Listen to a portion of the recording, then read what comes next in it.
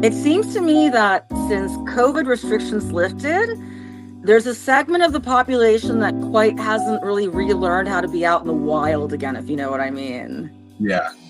Like more, not flagrantly antisocial behavior, but like, we just don't know how to relate to each other the same anymore. And especially you being from me living in the UK, I mean, you can just go like to the post office or, your friendly local offie, and there's always some sign, do not abuse our staff, verbally. And it's like, oh, geez, like, is it that bad that like, pretty much every business, no matter what they do at dry cleaners or whatever, it's like, don't abuse our staff. I mean, personally, I haven't seen it happen, witnessed it, but, clearly if like...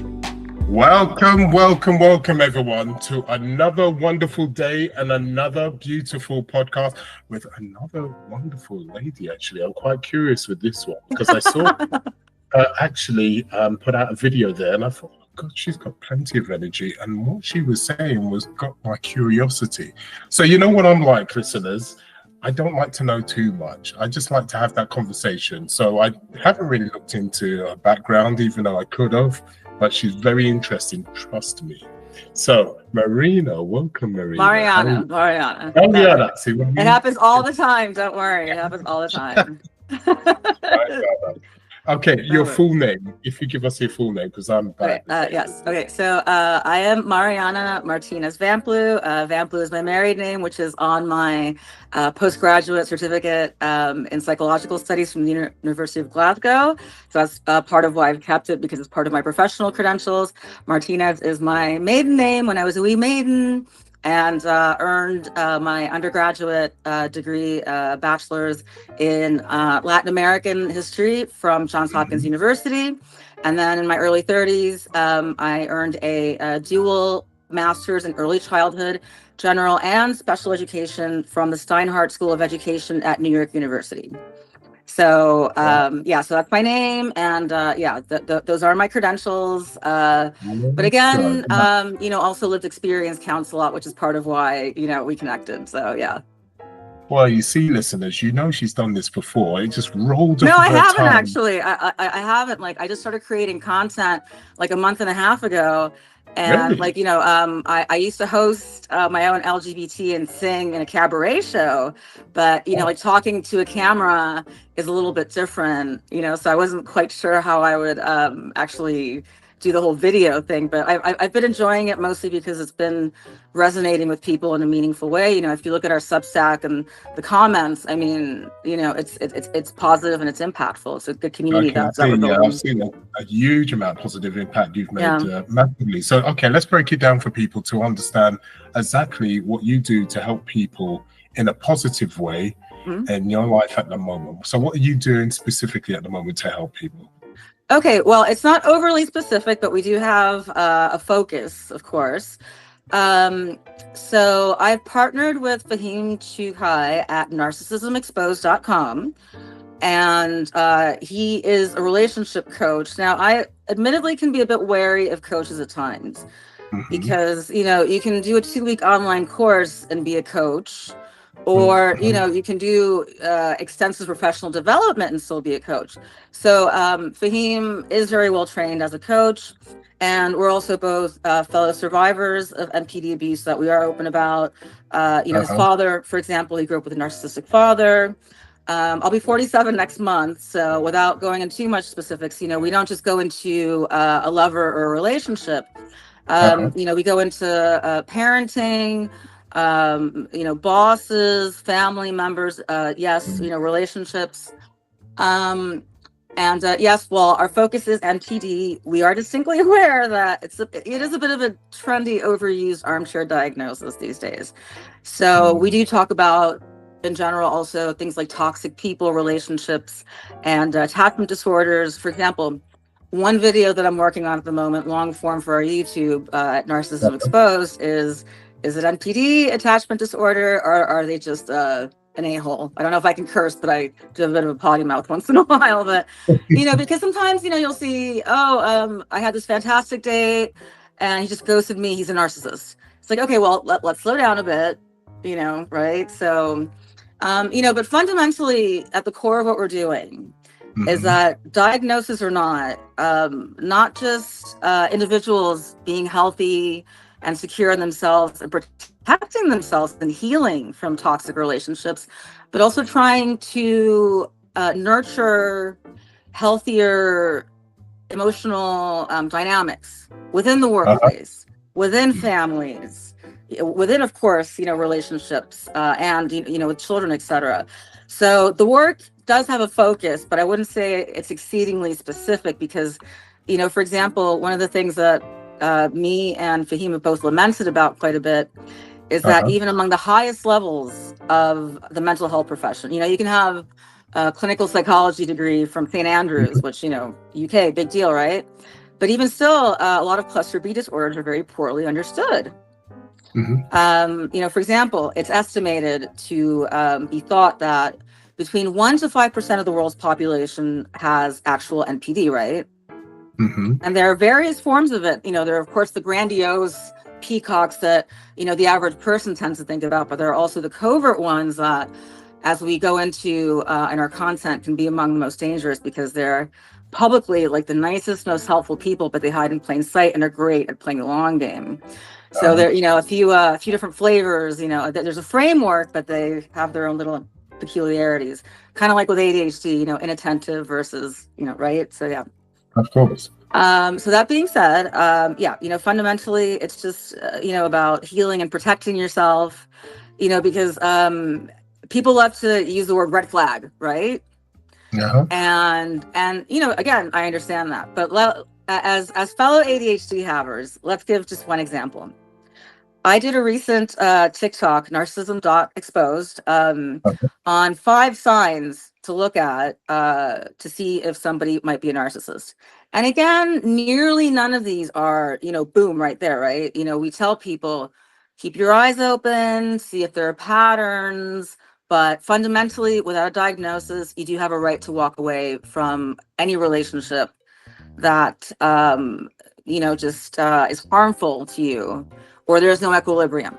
So one of the things is that narcissists love to talk about themselves. Like, I've been talking a lot so far this podcast, but as you probably know, if we're sharing stories with someone, especially if it's a painful one for them, we'll tend to share our own back, right? But we don't do it to try to one-up them. We do it because we're commiserating with them typically, right? And that's the distinction. For most people with ADHD, especially a lot of us kind of having felt a little bit like outcast sometimes in our own version of masking, So usually when we share our own stories, it's not about like, oh no, never mind what you said, my story is more important. We do it because, we want them to feel supported and commiserated with. So again, we talk about, yes, red flags, but not everything necessarily is like, oh, run, right? Keep your eyes open, watch for patterns, trust your gut, but, science matters too. And, just not any one big thing. To keep your eyes open, but also keep your heart soft and a little open too for the right people. Let's talk about these patterns. Obviously, they can manifest in more than one way. But what's the top 3 major patterns that's usually very much so? Okay, one of the tricky ones is if you do any research on NPD and cluster B disorders, is that one of the things that fascinates me is that whether they come from Alberta, Canada, Botswana, Brisbane, they kind of all seem to have like the same pattern with love bombing, idealization, then devaluation, and then discard, and usually a Hoover too. And they need their supply, their validation external, right? So the love bombing one to me is the trickiest one because especially if you're an adult survivor and you're just coming to kind of, terms with what may have happened to you, which is, can be very painful. We don't want to think this about someone that we loved and thought loved us. You start to wonder, does this person actually like really care about me a lot, or am I being set up for something more messed up in the future? So that can be a really difficult one for survivors to navigate, lifelong potentially. So in respect to that, I've made a few videos about how even early on in the love bombing stage, narcissists or other toxic people don't respect your boundaries, even if they're small, gentle, and reasonable. For example, you'll say something I'd love to, but I really need to be home by 8 o'clock tonight. Right? Quite reasonable. Or, and just watch for their reaction. An emotionally healthy person, might voice disappointment at it, because they might, of course, want to spend more time with you, but they're not going to argue against it. They're not going to make you feel guilty, things like that. So again, not as a test or a trap, but just, as part of any human relationship, sometimes you can't come through for each other as much as you really want to. So just reasonably and clearly communicating even small healthy boundaries and seeing how they react during the initial phases of any relationship. Again, work, friends, romantic, that will give you an indicator of what you're dealing with, especially again if it becomes a pattern. Because again, as I said, love bombing is, especially when you're getting back out there again, is one of the hardest ones. I mean, you really do think, because again, romantically, if you've been in a relationship with cluster B or somebody else who's toxic, they just shower you with everything. They make you feel like, this person finally understands me and values me for who I am. And, and sometimes with, healthy people, that is authentic. You have your ride or dies that you've known for decades, in my case. But sometimes, it is a calculated pattern of manipulation. That's not just gaslighting, but what seems like intent listening from them is actually to use against you and weaponize you later when you're being devalued and then discarded. They will also do a lot of what's called mirroring. Let me just stop you there very quickly. I know. I tend to go on, but it's so much to cover. It's so much to cover. But I know. And it's so easy when you're at the beginning of a relationship and everything seems to be perfect and I'm understood and etc. And everybody wants that, right? Yeah, and any of us can just be swept off our feet by that feeling. Yeah. So, how can someone determine that there is something not right at the beginning? Is it just a situation is too much too soon? Well, as I mentioned previously, again, keep your eyes open, watch for patterns, but also, keep your heart soft and open a little bit. So as mentioned earlier, the best probably way to get a bead on it is, again, just, normal, reasonable, healthy boundaries communicated with the other person and see what their reaction is. I mean, again, even a healthy person will be like, oh man, I was hoping, we could have had another drink or so, but that's fine. If the other person reacts to your simply communicated and reasonable boundary with guilt tripping you, with anger, with anything negative that really indicates that, I guess, it doesn't matter everything they've done for you the last few months, anything like that, especially if it becomes a pattern, then even with the euphoria of love bombing, you have the right to walk away and probably should. Again, it's rarely any one instance necessarily. Even healthy relationships have their speed bumps. It's how you navigate it, and if it becomes a pattern, that matters more. It's quite a tricky one, really, to be honest. It is. I mean, people say, "Oh, it's like a minefield." Yeah. Well, I mean, yes and no. I mean, again, I really think that because the whole fear of love bombing is a real one for survivors, but I also believe that just simple, healthy boundaries is a quite easy way to get an idea. Again, it's not a test. It's not a trap. It's just seeing your dynamic, their reactions to, not just their needs and wants and your mutual ones in the relationship, but also respecting yours as well as an individual. That's very important, especially in the start of establishing any healthy relationship that will be ongoing. Okay, so when we talk about these healthy boundaries, what does that look like? A typical relationship, that if you've got the clients and you say, look, you've got to have these healthy boundaries, what does it physically look like? What do you say to your clients to say, look, say A, B, and C, and depending on what comes back, be very cautious. Just give us a practical and example. Okay, so gotta hydrate. Are you from the UK originally, by the way? Am I what? Are you from the UK originally, by the way? Yeah. What part? I'm in Europe at the moment. Oh, well, yeah. You look very alpine. It's beautiful. I'm American, but based in Edinburgh. But like, yeah. Anyway, a little bit of an addiction to this stuff. Can't get enough of it. So, yeah. So, okay. So as I mentioned earlier, just one example, and I do have a video on this on our channels also that people can view, and we will be expanding on the topic. One example is, let's say you're out with a friend, work colleagues, potential, a date, and yeah, they want you to stay out longer, but again, in all sincerity, I'm sorry, but like, I really need to head out by 8 o'clock tonight. Again, very simple, reasonable boundary, right? And again, they might express disappointment that they wanted to spend more time with you. But again, they're not going to respond by making you feel guilty, selfish, or that, you use them somehow. Another boundary, for example, is, I'm not really that comfortable discussing politics at the dinner table. But I mean, let's be real these days, that is a minefield. But, again, for example, navigating stressful family holidays, that can be a good one if you just can't get out of going to them, for example. So another one is maybe with a toxic boss, because we discussed, for example, gray rocking versus yellow rocking. And I highly recommend yellow rocking because if you do gray rocking at work, you might get, you're not a team player, but yellow rocking, you can still finesse your interactions with a toxic boss and coworkers without giving them fuel, but also being engaged as an employee. So yeah, so that's something that we offer. But another example, you have a boss that, let's say 2 months ago gave you a promotion, right?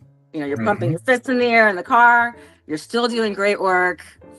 And you get pulled in for this meeting that has a lot of word salad about targets that all of a sudden the goalposts are moved, and you're kind of left bewildered, knowing that you are doing a pretty good job with the promotion you have. So with the boundary, you thank them for bringing this to your attention, and you tell them something like, this is really important to me. So give me a few days to give it some meaningful thought, and then I'll circle back to you on email, because that way it's a sincere answer that you value the feedback and want to do better, but then you also have it in email and writing in case things end up getting worse with the boss. So that, again, so so we work, Fahim and I, and me as the one who does the one-on-one counseling sessions. When we mean custom, because, for example, the gray rocking course is 4 sessions, $600 US, which is not a small amount of money. We offer payment plans. When we say custom, we mean custom. For example, the 4th session involves the first half hour of role playing based on what they told me about their situation, that I am the toxic person and they reply as they're supposed to, because you can't yellow rock family members the same way that you can your boss. So you can look up, a list online of 20 yellow rock phrases to use, but are they really going to apply to your particular circumstances effectively, right? So yeah, so those are a few examples of, again, just healthy, reasonable, well-expressed boundaries that can be, I don't want to say used or deployed, but that can be factored into a relationship early on. That again are protective but not overly complicated, for somebody to gauge what kind of person they're interacting with, and if this is a healthy relationship dynamic or may devolve into one that won't be. Interesting. And you've gone through this toxic relationship yourself. You had to go through that yourself, is that correct? Well, I mean, I'm not going to say too much at the moment, but I will say that, again, I'll be 47 next month. And it's kind of amusing that since I began doing this work, about half a dozen people have sort of been in touch thinking that it's about them, which is amusing because it's like the Carly Simon song, "You're So Vain, You Probably Think the Song Is About You." So I'm doing work related to NPD, and like numerous people kind of assuming it's all about them, which in some ways is actually rather narcissistic. But I do go over how any one of us can have a narcissistic trait or two. For example, when I used to do my cabaret show, I used to love when people, would tell me that I sounded and, looked great and, had a great outfit. But again, fundamentally for cluster B and NPD, especially patterns, especially of lack of empathy or feigning it, of blame shifting, and just a complete inability to take accountability. If somebody with NPD does take accountability, it's often very small and qualified. It's like, yeah, but I had a bad day at work, or, and they're doing it to potentially get them off the hook for something bigger later on. So those two things, just lack of empathy, just constant blame shifting and an ability to take accountability. So again, there are a few boxes to tick. And again, we can all be self-centered at times. We all have our own things to go through. But again, patterns. Because, as people with ADHD, I'm sure you and I probably relate to being really frustrated by, everybody forgets things and everybody gets distracted. And it's like, that's not what this is. Again, just a series of different behaviors and symptoms that are in patterns with any situation that you're dealing with relating to the mind. Yeah, that is the thing. And with your ADHD, how are you coping at the moment? When did you first find out you had ADHD yourself? So let's talk about that. I mean, let's talk about that a little bit. Shows ADHD, right? Yeah. So I've had a handful of romantic relationships that I'm, in hindsight, pretty sure that there was some cluster B elements going on. It was very toxic. There's one boss that I had at one point that I'm almost completely certain also had it, and one friendship for several years that just drained the life out of me that I'm pretty sure also. So again, we don't just go over romantic relationships. It happens in all aspects. Fahim, his father. So I was one of those kids, again, I was born in 1978. So growing up in the 80s, at that point, growing up in central New Jersey, it was thought back then that mostly or only boys had ADHD, if it was even recognized at all, right? Yeah, it's Yeah. So we fast forward to the 90s, 1992, I start high school. It's actually, an exciting time to be a teenager. Like, the whole grunge thing is happening, and, the Berlin Wall fell, that better world that we thought that's kind of a dumpster fire now did seem possible. And I was fortunate enough to have gone to high school in an upper middle class suburb, but it was also very ethnically, racially, religiously mixed, so I was very lucky in that respect, and academically it was good. But let's just say that I was raw dogging it academically, because if you're not medicated, you develop a lot of coping mechanisms to overcome the ADHD, to fill in those gaps, right? Of course. So I was that kid who got the report card. It's like, hang on a second, let me just draw the blinds because the sun is out in Scotland, which is nice normally, but not right in my eyes. So just give me a moment to draw the curtains. Sorry about that. Hello, she's back. I was like, all right. So, so I was that kid who got the report card, which a lot of ADHD, people who got diagnosed at an older age can relate to, very intelligent, but needs to apply herself more, and, things like that.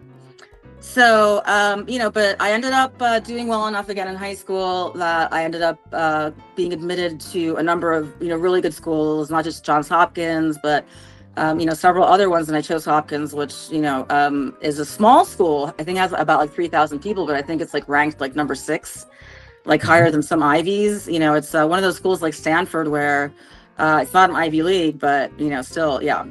So, I was really proud of myself for having achieved that. And actually 5 friends that I went to school with, that grew up with, were also in my graduating class, which is kind of nice. So, but yeah, I struggled at university also because, yeah, it wasn't that I couldn't handle the material. That wasn't it. My main professor, Franklin Knight, who's Jamaican from Negril, he's still alive. I love him. You know, he really believed in me. And, you know, he put me as an undergrad in, you know, a few graduate seminars. When I was in high school, I took graduate level classes at Harvard Summer School, you know, and this is not, again, to brag about my credentials. It's that I've always loved learning. And even with my ADHD, I managed to, you know, overcome barriers to, you know, being able to access it. And again, continuously trying to use it, not for me to show off, but also to also give back. So I graduated from Hopkins, and but it was hard. It was hard. Not just because it's an exigent school, but, you know, just a lot of the coping mechanisms that I developed in high school weren't quite working there. So I moved to New York City right before 9/11. Graduated class of 2001. Took me 5 years to get my degree, but I got it. And yeah, and then spent a couple of years a bit adrift, lived in New Orleans for 2 years pre-Katrina, and then I moved back to New York in 2004. And I read an article on a flight about ADHD, and I think it was like, you know, Fast Company or something, not related to medicine at all. Okay. But I started crying on the plane because I thought, oh my God, this is me. And I had a therapist in New York City at that point. Okay. And I was very fortunate that, you know, I had the assessment done. And yeah, he agreed, and I was medicated. And it changed my life. It changed my life. Wow. It changed my life. I mean, again, you know, things weren't perfect, of course, you know, but, you know, yeah, focus, although hyper-focus can also be, you know, a secret ADHD superpower at times, but, you know, my focus and executive function just, you know, just really got up to par. You know, I wasn't fumbling around as much with, you know, handwritten to-do lists and, you know, like all these, you know, like what was it, like the little pilot schedulers, like in the early 2000s, remember? Yeah, like, you know, all these like things, like, you know, it's like, come on, help me get it together. So yeah, so I started my own boutique, I guess, evening events firm. Like, for example, I lived in downtown New York City and just met a lot of people. So, oh, you wanted that reservation at Le Bernardin and a night out afterwards, a table at Bungalow 8? I can do that for you, you know? So, yeah. So again, you know, primarily everything that I've done has been about connecting with people, but in an authentic way. Like, you know, for me and Fahim, authenticity isn't just a buzzword, because especially when you're dealing with NPD and, you know, gaslighting, that kind of thing, the last thing that people that come to us want is just more bullshit. They want authenticity. Right. So you decided to do the medication because things became quite awkward, quite difficult, etc. So what is that? Well, I didn't really fully know what I was dealing with again, you know, because remember, you know, 80s and 90s, it just really wasn't quote unquote a thing. And if it was thought to be mostly boys. And I was academically accomplished. So, you know, why would I have it, right? You know, but again, as we've seen just even in the last 2 decades, those things don't really matter. You know, we've heard a lot of stories from people with ADHD who are diagnosed as adults, who are also women, who also raw dogged it academically, for lack of a better term. So yeah, so we do know a lot more now, which I do believe correlates to the, oh, everybody has ADHD now. It's like, no, we're just more aware of the comorbidities and the realities of it and how it presents or it doesn't present, depending on individual differences. So, yeah. I mean, including cultural also, for example, you know, a friend of mine in grad school who's from Delhi originally, I helped her guide her to a private assessment. And, you know, her family isn't really on board with the whole ADHD thing, but she got treated and medicated a few years ago. You know, so again, you know, again, so many factors to consider, not just, you not just how you are doing, but what kind of environment are you in? What support system do you have? What do you have access to in terms of assessments, medication? For example, I live in Scotland. I'm on Elvans currently, 40 milligrams a day, fantastic medication. If I were in America, uninsured, it would be, I think, $400 a month to get it. And even with insurance, a not small copay, NHS Scotland, thank goodness, free. So I'm very lucky in that respect. And also that my diagnosis just transferred seamlessly when I moved to the UK 10 years ago, which I'm also grateful for. All right, let's talk about more in depth about ADHD in general. I've been had a discussion actually the last 24 hours because someone said, for you to have ADHD, something is going to be different within your brain and it's going to show in a scan. But the thing is, I said, okay, if the situation is that the majority of us have had this test and we have ADHD, but majority of us haven't had a brain scan. Yeah, exactly. I mean, it's one of those things where there's no brain blood test or something else. We've just got certain traits of ADHD. It doesn't prove that we have this because we've had it at birth, and that's why we've got ADHD. What's your thoughts on that? Oh God. Okay. Well, again, there are different types of ADHD. First of all, as we know, right? Now the brain scanning, I'm not as familiar with. Definitely with things like NPD, like for example, brain scans on both cluster B and abuse survivors that show altered parts of the brain, like the amygdala, for example, in survivors. I mean, like NPD abuse literally gives you a form of brain damage. I mean, it does. And for people with cluster B, when they're shown images of people in distress, parts of their brain that show empathy just don't really do anything. Now for ADHD, I'll be perfectly honest. In terms of the brain imaging, I'm not completely sure to what degree that applies. I did a lot of work with it, especially, based on my my master's in general and special ed, of course, not just as somebody who has them, working with a lot of kids with ADHD. But as of recently, admittedly, I have not seen much in regards to peer-reviewed studies or even general information on the brain imaging scans. That being said, for the majority of anything relating to the mind, there's no blood tests. Obviously, some issues are more flagrant than others. But for example, sometimes I've heard numerous instances, there are comorbidities, and I've heard numerous instances of people with ADHD initially when they were seeking help, being incorrectly diagnosed with borderline personality disorder or bipolar, until they found the right fit. And, just one horror story about a former patient that I had who was put on antipsychotics for ADHD that really did a number on them. So again, there are some, I guess, comorbidities,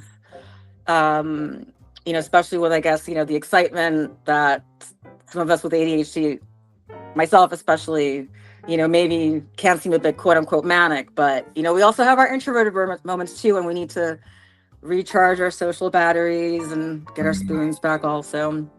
So with the brain imaging, I still think we're very much at the pattern recognition and honest self-reflection and assessment stage of it. Again, despite the credentials that I have, I hardly claim to know everything. I love to keep learning and evolving, not just as a person, but as a clinician.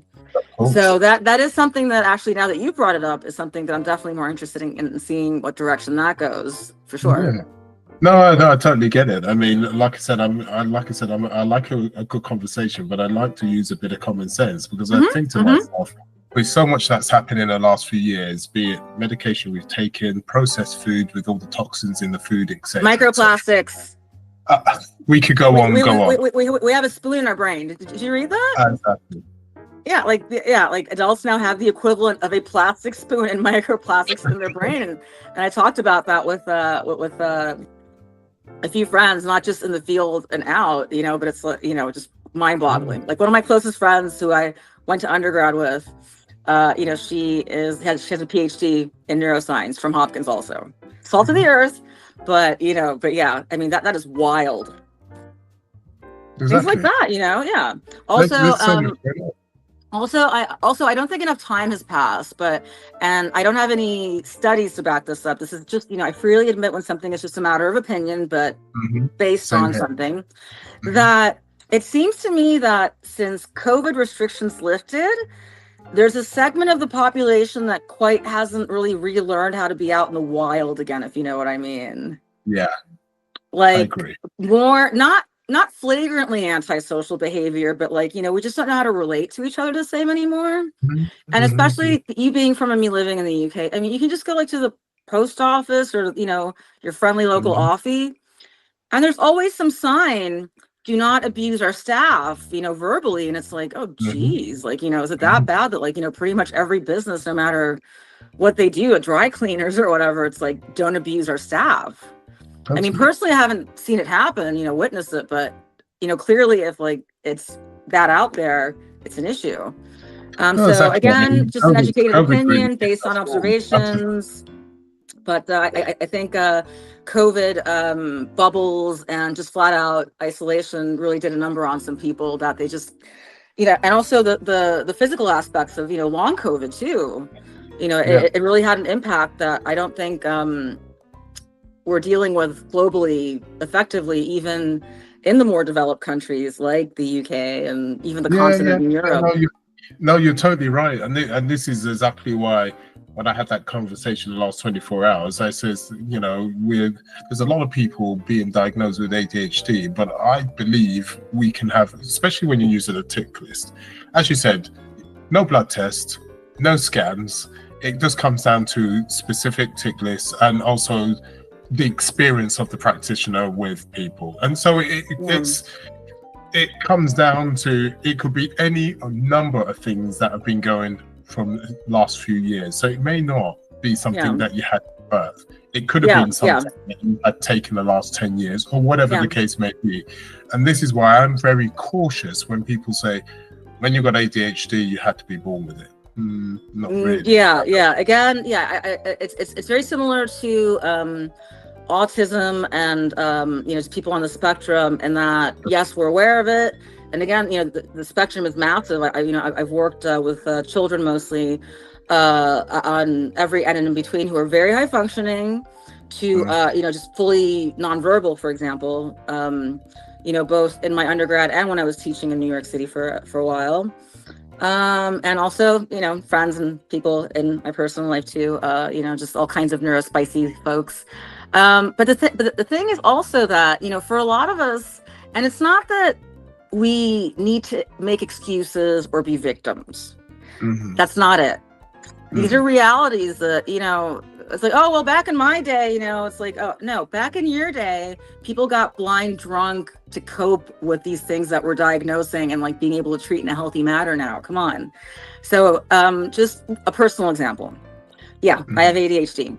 But also anxious attachment disorder that I've been working on for years. So those can overlap a little bit, especially when it comes to the RSD, the rejection sensitivity dysphoria, right? Interesting.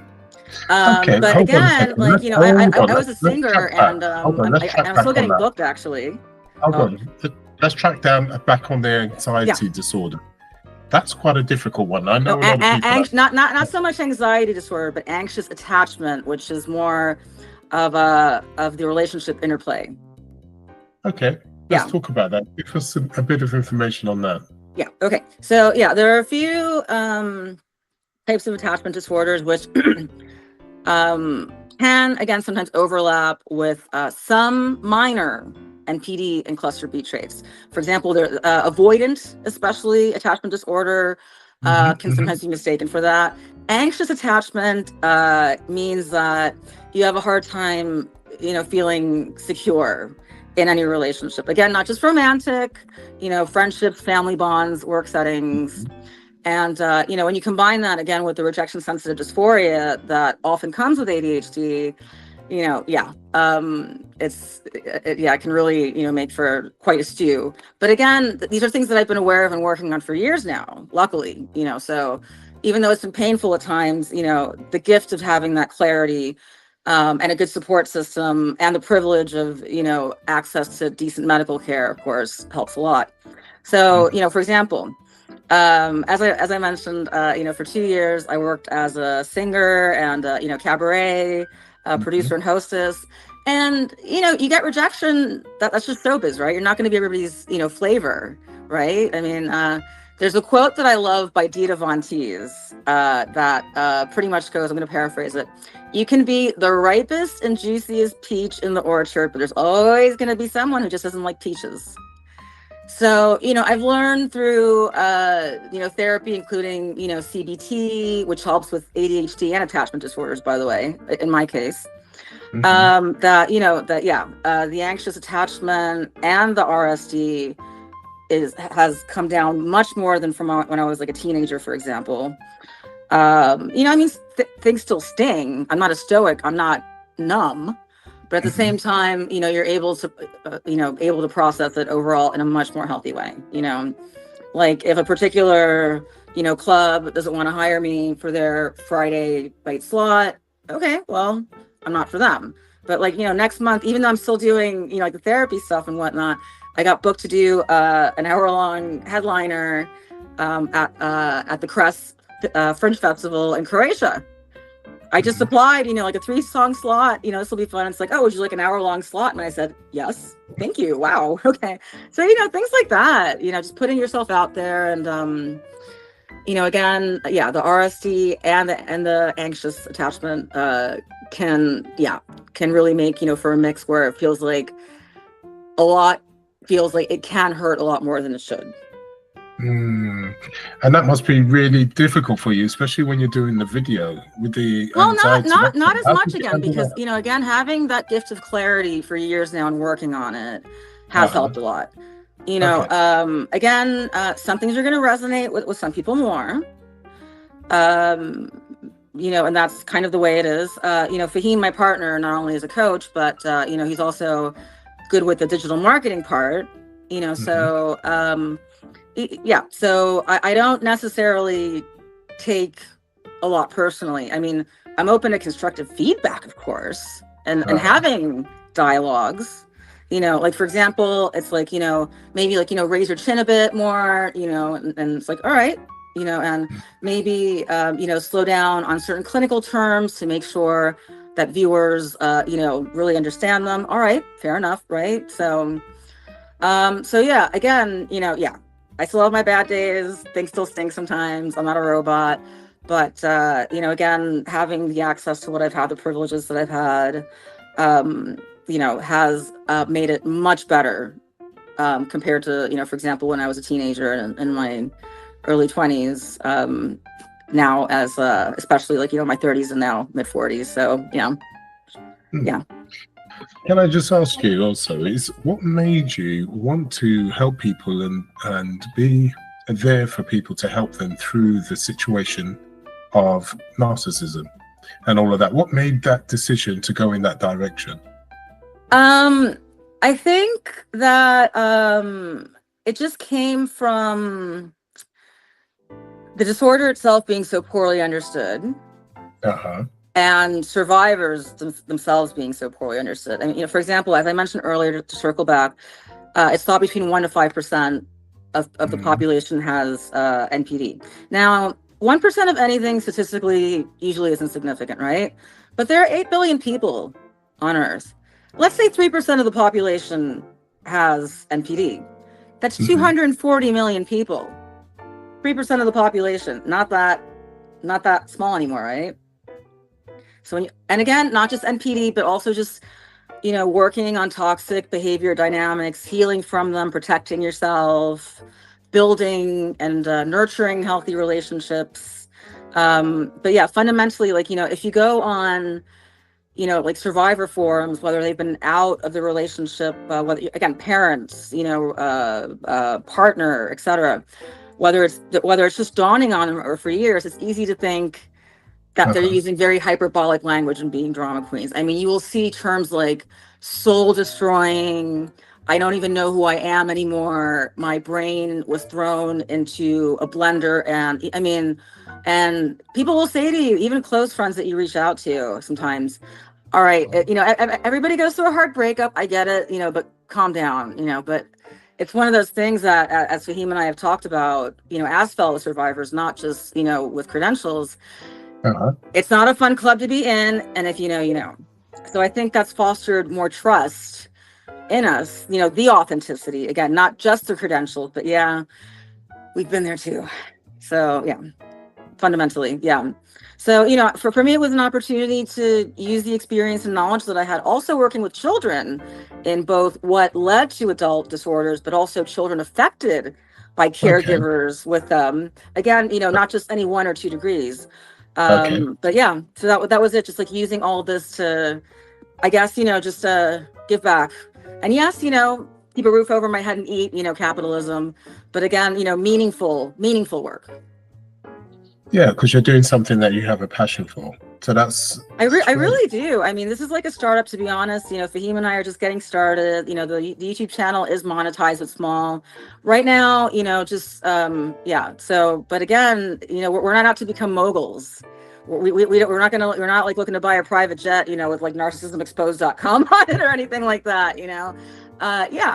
Like a, sustainable income, of course, but we offer loads of different types of content, from free that's valuable, like on Substack, subscription models, ebooks and worksheets that are like, $15, $20 each. The one-on-one sessions, yes, are more expensive with me, but it is work, not just the hour time, but like the preparation. As I said, for example, the co-parenting protocol. Apart from the sessions, if you live in Kerala or in Florida, I'm going to be doing research on what the family courts are like there before I work with you. So, instead of like, a random coach that charges $4,000 for 8 sessions that she tells everybody the same, co-parenting courts. I mean, no. I mean, when we say custom, like, we mean it. And that's really good. Now, if there was one thing you can share with the listeners, that one thing, not 3, not 2, but that's one bit of knowledge. Yeah, well, we'll be here for 3 more hours if I share 3 more. I'm sorry. Yeah, exactly. What would you share with them to help them? Well, so so tell me again, one thing that to share with the listeners, something that was a bit of gold that could help their lives, enrich it. Just one thing. What would you share with them? Okay. Trust your gut, trust patterns, but also let yourself be a little bit soft and embrace the joy that life has to offer. Again, don't be that person that builds this crusty, moldy, fort and fortress around their heart. Maybe build a moat around it. Maybe